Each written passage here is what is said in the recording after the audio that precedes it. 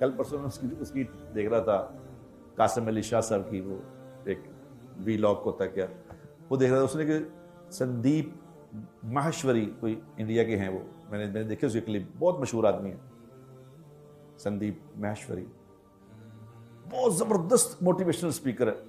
اس کے سبسکرائبر پتہ کتنے ہیں؟ 28 ملین اکیلے کے سبسکرائبر ہیں.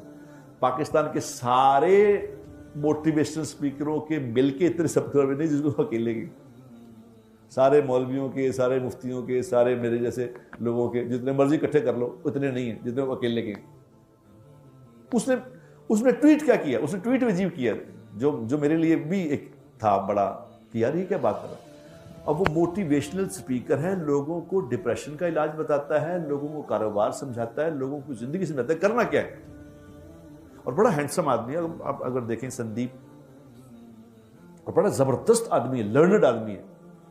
گفتگو کرتا ہے تو آدمی اس کی گفتگو میں ایک سحر ہے، آدمی اس میں کھو جاتا ہے. کہتے سنو ساری بات سنو اس کی. اب ٹویٹ اس نے یہ کیا کہ لوگ میرے بارے میں سمجھتے ہیں کہ میں بہت بڑا آدمی ہوں تو میں ڈپریشن کے علاج بتاتا ہوں، تو مجھے خود کو ڈپریشن نہیں ہوگا، لوگوں کو یہ لوگ ہیں. لیکن میں ایک بات آپ سے شیئر کرنا چاہتا ہوں کہ کووڈ کے بعد سے اب تک میں شدید ڈپریشن میں ہوں، مجھے شدید ڈپریشن ہے اور میں میڈیسن لے رہا ہوں، ڈاکٹروں سے دوائی کھا رہا ہوں میڈیسن اس کی ڈپریشن کی، اور میرا ڈپریشن ٹھیک نہیں ہو رہا. یہ اس نے ٹویٹ کیا خود ہی. اس نے کہا میں بتانا ہے آپ کو اس لیے چاہتا ہوں کہ آپ کسی بھول میں نہ رہیں. یہ بھی اللہ نے اس سے کروایا کہ کرو، تم بتاؤ کہ تم بھی ڈپریشن میں ہو. عجیب بات نہیں. میں نے اس سے کہا، قاسم علی شاہ صاحب سے کہا، میں نے کہا شاہ جی آپ لوگوں کو اس بات کی دعوت دیں، اس بات کی دعوت دیں کہ بھائی تمہارے سارے ڈپریشن اور مسئلوں کا حل قرآن میں ہے، تم قرآن پڑھو. قرآن ہے وہ کتاب جو مسلمان کے لیے بھی فائدہ مند ہے، غیر مسلم کے لیے بھی فائدہ مند. جو غیر مسلم بھی قرآن پڑھتا ہے نا، اس کو بھی قرآن کے اندر سے اپنی مسائل کا حل نظر آتا ہے. یہ بات ہے. اور تم دنیا میں پھر چل پھر کے دیکھ لو، جتنے لوگ مسلمان ہوئے ہیں ان میں سے 90% سے زیادہ لوگ قرآن پڑھ کے مسلمان ہوئے ہیں. یہ میں آپ کو ڈپریشن کا حل بتا رہا ہوں. ڈپریشن ہو جائے غیر مسلم کو تو پڑھے قرآن.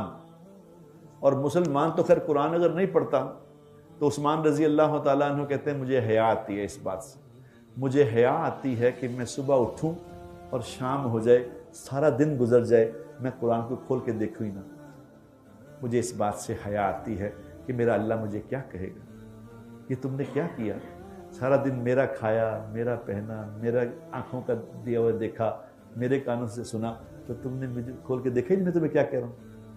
تو انہوں نے کہا مجھے اس بات سے حیا آتی ہے. حضور اکرم صلی اللہ علیہ وسلم کا فرمان کا مفہوم ہے کہ جس دل میں قرآن کا کوئی حصہ نہیں وہ بمنزلہ ویران گھر کے ہے. ویران، جس دل میں قرآن نہیں ہے یہ ویران گھر ہے. ویران گھر کبھی دیکھا کرو جا کے جو ویران ہیں، ان کو کہتے ہیں ویران گھر، جن کے اندر چمگادروں نے ڈیرے بنا لیے ہوتے ہیں، جن کے اندر کتے پھر رہے ہوتے ہیں، وہ ہوتے ہیں ویران. اور اللہ کے نبی نے اسے مثال دی ہے، قرآن نہیں ہے تیرے دل میں تو ویران گھر کی مانند ہے.